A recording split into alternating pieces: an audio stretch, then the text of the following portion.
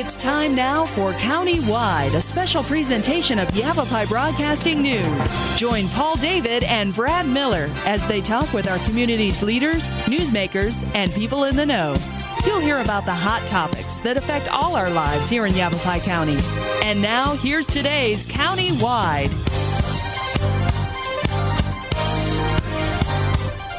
Welcome to County-Wide. I'm Paul David. Good to have you in studio today. We're going to be talking about, and it goes into effect today with Mike Dechter with the Coconino National Forest. We're talking about the travel management rule, and this is going to be the plan for where you can and can't go on the Coconino National Forest. With a motor vehicle, yeah. With a motor vehicle. Welcome to studio, Mike. Thank you. Good to have you back. Good to be here. Let's start at the beginning. Why was it necessary to come up with this rule? Well, in 2005, the Forest Service put in place new regulations called the Travel Management Rule. And basically these regulations said that every national forest in the country has to designate a system of roads, trails, and areas and put them on a motor vehicle use map and make that available to the public. And then that tells the public where they can drive on the forest. So the purpose here was to standardize how forests manage their motorized use.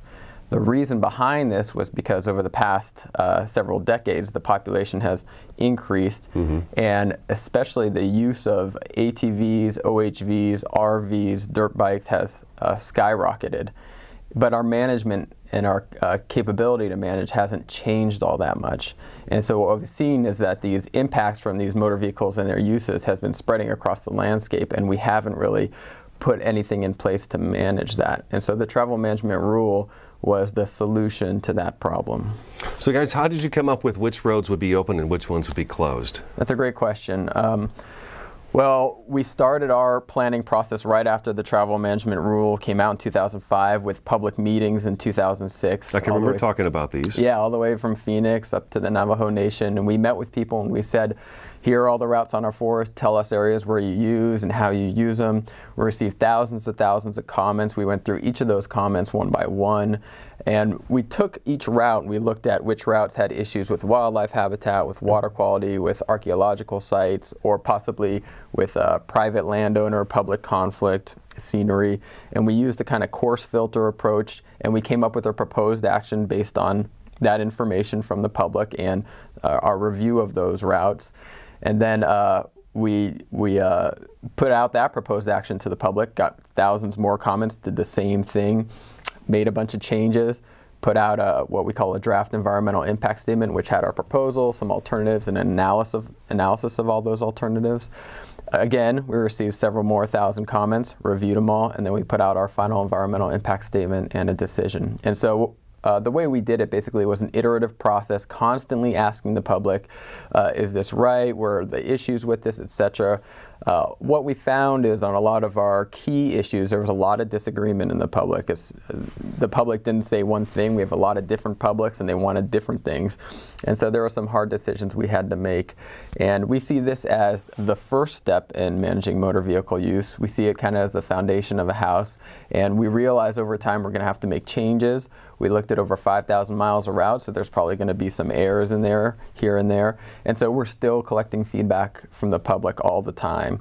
And now that the map is out and we're telling people... I was going to say, what is your feedback now that the map is actually out? Because it sounds like you had a pretty good response throughout the process of putting this map together. Yeah, I think we did have a pretty good response, but there's still people finding out about it, of course. A huge amount of our users come from Phoenix, and I think they don't really pay attention to what's going on so much on the forest until they come up here to camp. And even though we're out and patrolling, it's a big forest, and I know there are a lot of people who are just starting to find out about it. And so we have to reprint this map every year.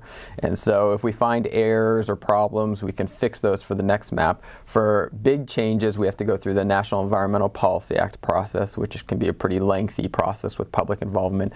And so every 2 to 5 years, we actually plan on making, reconsidering some of the decisions we made before. We understand there might be some unforeseen circumstances and possibly adding roads or taking off other routes. Well, in that regard, okay, so camping season is definitely underway. I'm going to be going this weekend. So I'll be going out to our spot and I'll be checking to see if it's on the map, Sure. that, our secret spot that we have. If it's not on there, what do I do to say, hey, Mike or anybody I talk to in the Coconino National Forest, this is our spot. What's the odds of me getting this back on the map? Well, it really depends. First of all, we do want to know about that. And that is one of the main complaints that I've been hearing is, oh, I've been camping in this spot for 10 years. No one else knows about it. I love it so much, but it's not on the map, so I can't drive there anymore.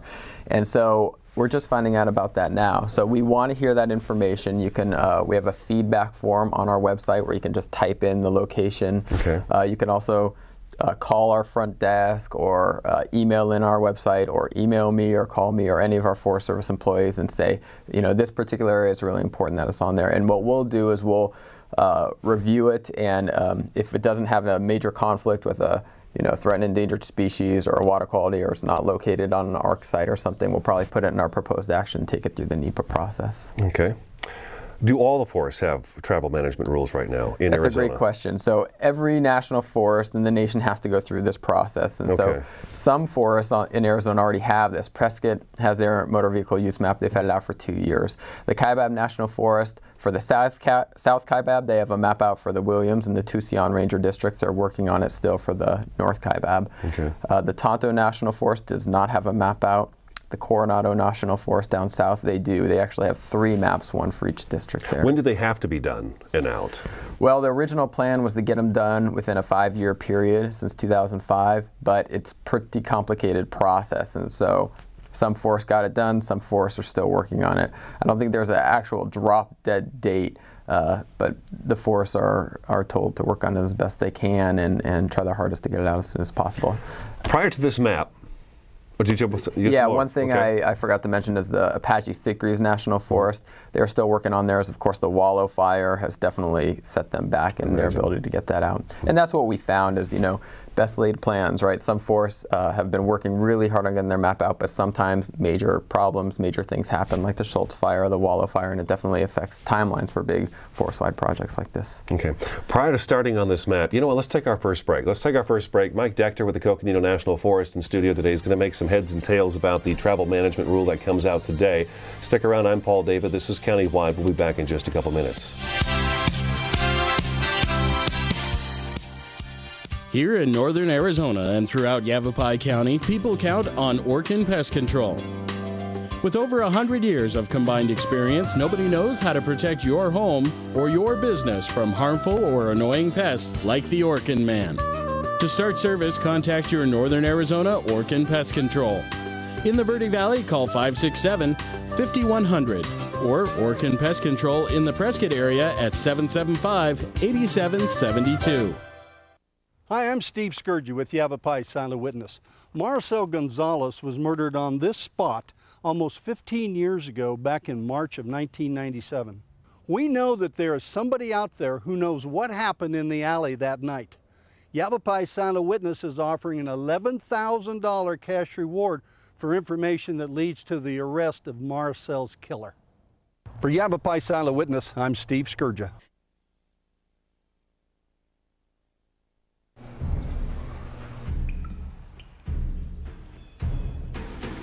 The pain will not control us. It will never break us, define us, or keep us still. Because arthritis can't beat us if we beat it first. In the fight against arthritis, you need a weapon. What's yours? Visit the Arthritis Foundation at fightarthritispain.org.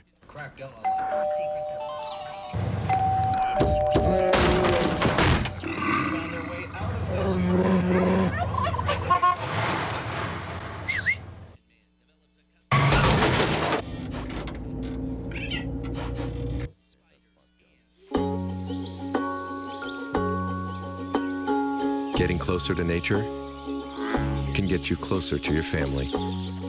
Go to discovertheforest.org.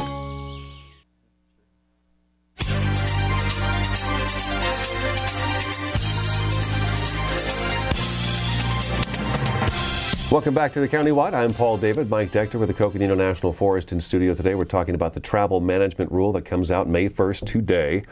Well, I was going to ask you just before the break, and I'm going to ask you now instead. Okay, how many miles of roads, Forest Service roads, do we have that you knew of and didn't know of before we started the map?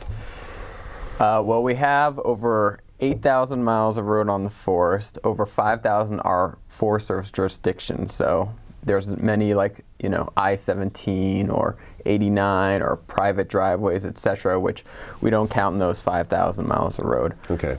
Of those 5,000 miles, we had about 1,000 miles of road that were previously closed. And a lot of those closures weren't effective. So even though they were closed on paper, they're still being driven every day. And a lot of that was because our current travel management rules were not working at the time. We didn't have a good way to enforce them. On this map, there are over 3,000 miles of road designated. There's about 3,100 miles. And so we are decreasing the amount of road open for motorized use compared to what was there before. However, we think it will result in huge benefits to water quality and wildlife and cultural resources. Give me an idea of some of the damage that you guys have seen.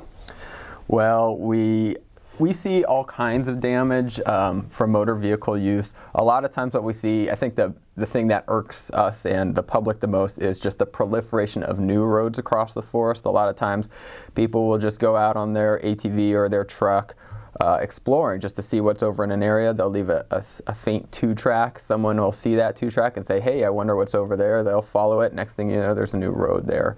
And so we've noticed that over the years, we end up with about 100 miles of new road on the forest on average about a year.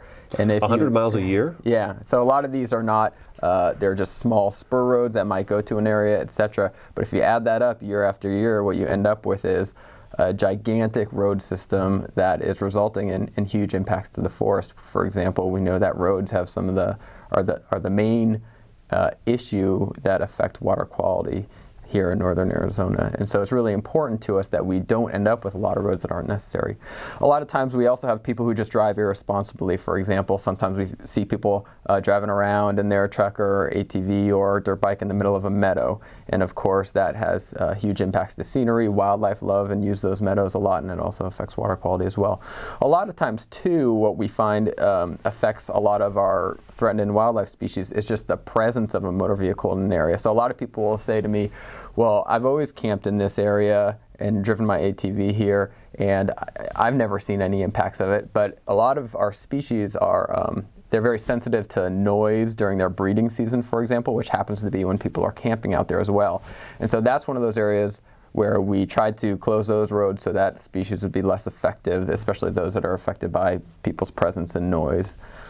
Any particular locations along the Coconino National Forest where you see that this travel management rule has really made an impact on the ability to use that area?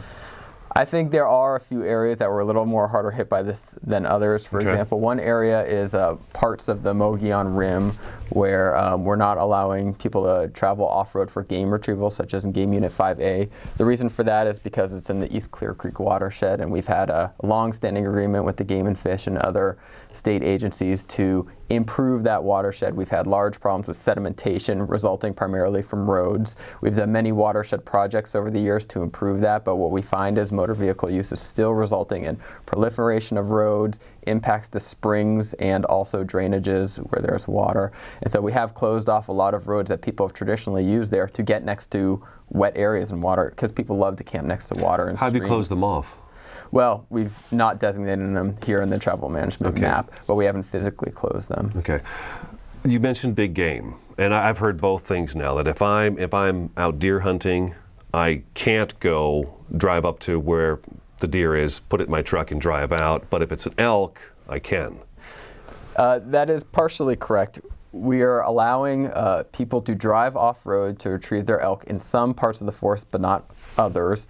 And we're only allowing people to drive off-road to retrieve elk, no other species. Okay. And so we're allowing people to drive off-road to retrieve elk in Game Management Unit 6A, 6B, 7 East, 7 West, and 8, which is basically the area west of Lake Mary Road and north of Flagstaff. We're not allowing people to retrieve elk in 5A, 5B South, 5B North, or 11. And that has been one of the more controversial areas. We received a lot of comments about that, and we worked a lot and negotiated with both the Fish and Wildlife Service and the Arizona Game and Fish. And I think we ended up in a situation where we made a decision to still allow people to retrieve their elk, but not in the most sensitive areas of the forest. So. Is it due to the size of the animal? I mean, yeah, much exactly. bigger So than that's why we deer. allowed it for elk instead of deer, because we just saw it as much more important for a species like elk versus deer. Okay. Now, when I get my elk tag, because a lot of people, I think the drawing has taken place, people getting the tags, is this information or information whether they can or can't go retrieve their animal posted with that tag? It's actually in the game register. It is, okay. Yeah, so we have information in the game register. Last year it was basically said travel management restrictions are occurring. They may affect your ability to travel off-road to retrieve elk, so please contact your local national forest. Because as we talked about before, each national forest is doing their own rules and they have slightly different rules. And so this time it's with the new game registers, and when they're published, they'll have much more specific information because now we're implementing. And so it's much more clear, a decision has been made, and we can share that with the public through that process. Right. The other big thing in the forest for me and a lot of people is the camping. Yep. And Coconino National Forest is a great place to camp all summer long when the fire restrictions aren't in place. How do I know where I can and where I can't go? And then there's also, I think, some confusion as to just, I'm going down this Forest Service road, there's my camping spot, am I still allowed to camp there or not? How far off the road do I have to be? So before we get into that detail, I just want to state that these new rules only affect motor vehicle use. So we're not telling you where to camp. You can still camp where you camped before, but you may not necessarily be able to drive there unless it's shown on the map. So I can park, take my stuff out, take it back 300 yards, set up camp? Yeah. Anywhere? Yes. Yeah, or beyond 300 yards. I mean, there are some areas, such as in the city limits of Sedona, where we haven't allowed camping for long periods of time, but we haven't changed where people can camp or not, just where they can drive.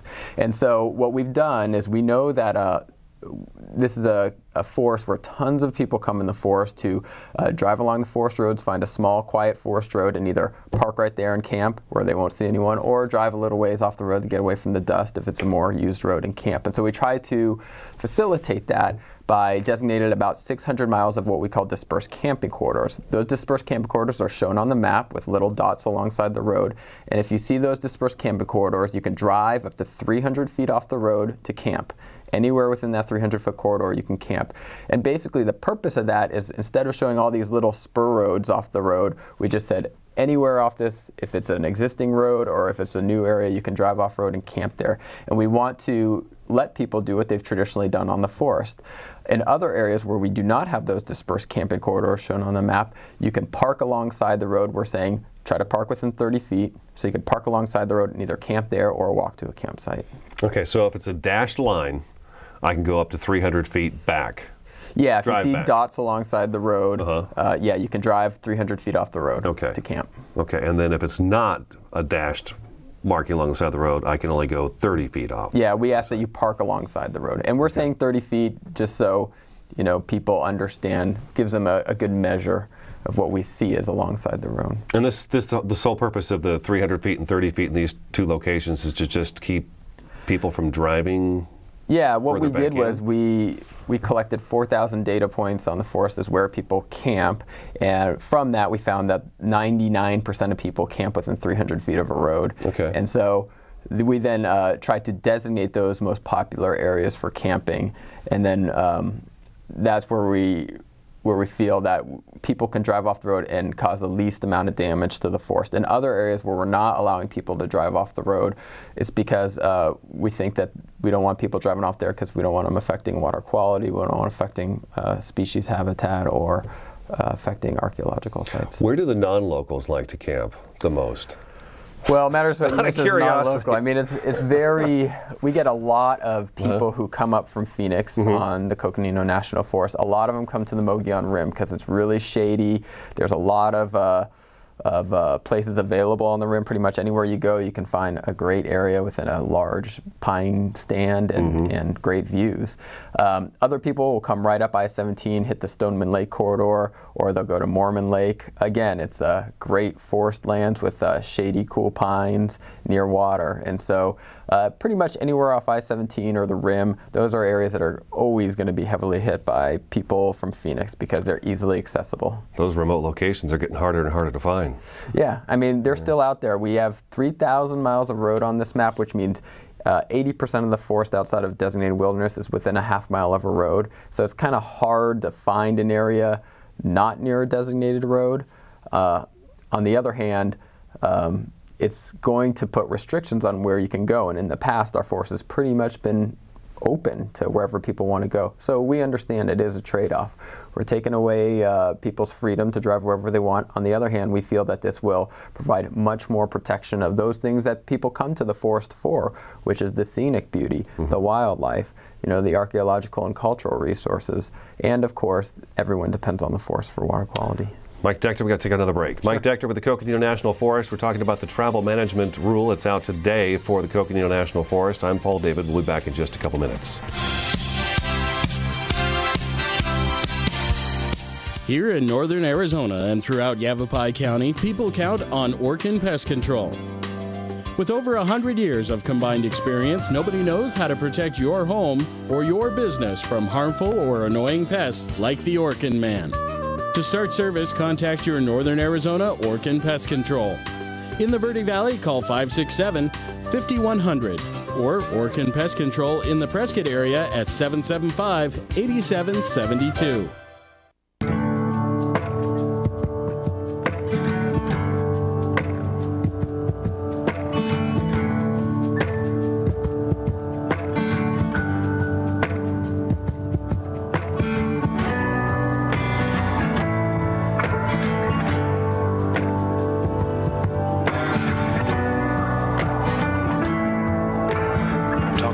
About the dangers of prescription drug abuse. The partnership at drugfree.org. Hi, I'm Steve Scourgy with Yavapai Silent Witness. Marcel Gonzalez was murdered on this spot almost 15 years ago, back in March of 1997. We know that there is somebody out there who knows what happened in the alley that night. Yavapai Silent Witness is offering an $11,000 cash reward for information that leads to the arrest of Marcel's killer. For Yavapai Silent Witness, I'm Steve Scourgy.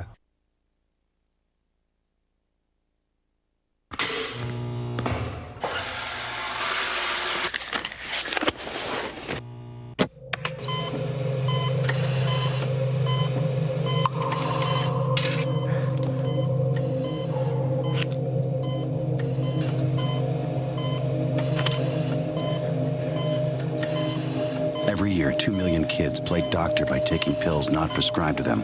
Talk to your kids about the dangers of prescription drug abuse. The partnership at drugfree.org.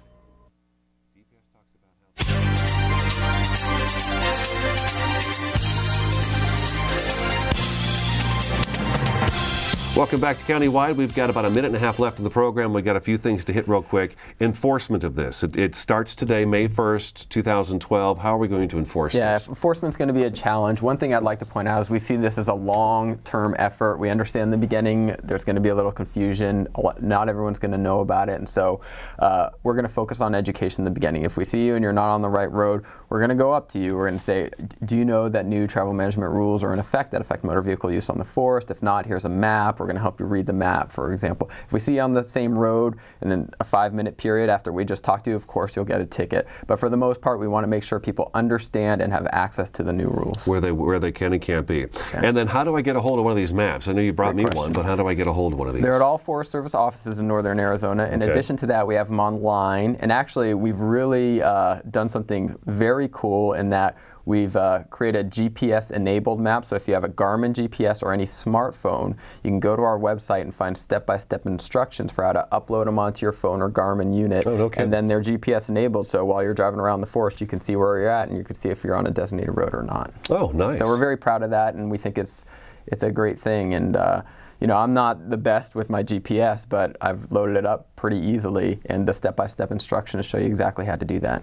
Well, Mike Dechter, thanks for coming in and clearing some of this up for us. Great. Thank you very much. I'm Paul David. That's today's Countywide. We'll talk to you again next time.